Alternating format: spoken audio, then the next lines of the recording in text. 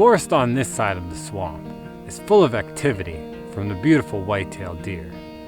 You can find hoof prints on the streamside crossings, and I keep finding places everywhere where they've been rummaging through the leaf litter for twigs, acorns, grass, and saplings. They would eat mushrooms if they could find them, even some mushrooms that would be poisonous to humans. They usually spend their days under cover in these wooded forests or hiding in the tall grass, only to forage in open areas at dusk and dawn. They will forage in midday if the temperatures in the morning are too cold, but most of the time their days are spent resting.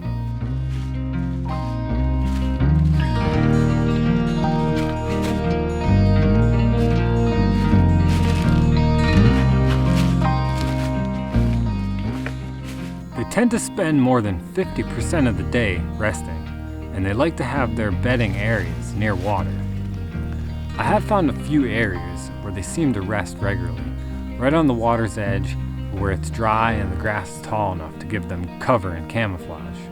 Speaking of the water's edge, another migratory visitor arrived recently in the beautifully colored northern shoveler, a dabbler like some of the other ducks I usually see on this pond.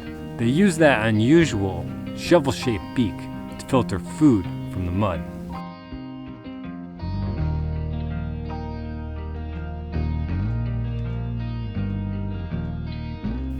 While deer have good vision, though they're colorblind, and a great sense of hearing, their sense of smell is superb. And I often worry when I'm wandering around in these woods and following deer trails, because any scent I leave behind, they'll be able to smell up to a week later, and they'll be extra cautious. Though I'm not sure that it really matters, because they usually know I'm there before I ever see them. And my best chance to see more than just their fleeing tails is to find a place they forage and get there before they do. They can run up to 30 miles per hour. They can take leaping strides of 25 feet, and they can jump about 10 feet.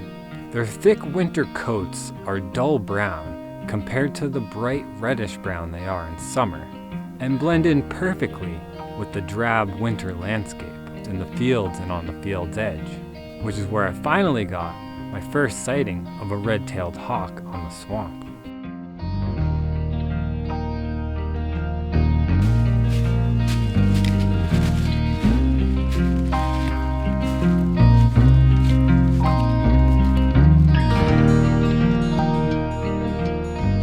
Circled above me, surveying the surrounding area, and it kept climbing higher and higher, but it never actually landed near me.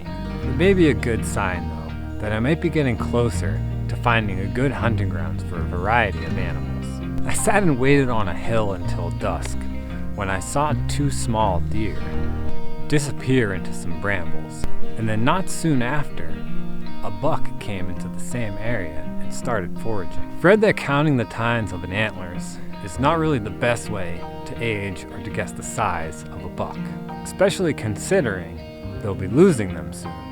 But it seems that the body shape is the best way to tell how old they are. The back, the belly, and the chest tend to fill out more as they get older and more mature, and look strikingly different from a doe.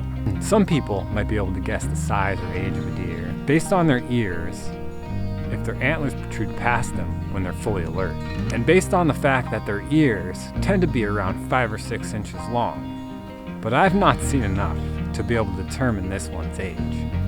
But he's undeniably a beautiful and majestic animal. And hopefully, I'll get to see more in this amazing habitat. Until then, what's in your backyard?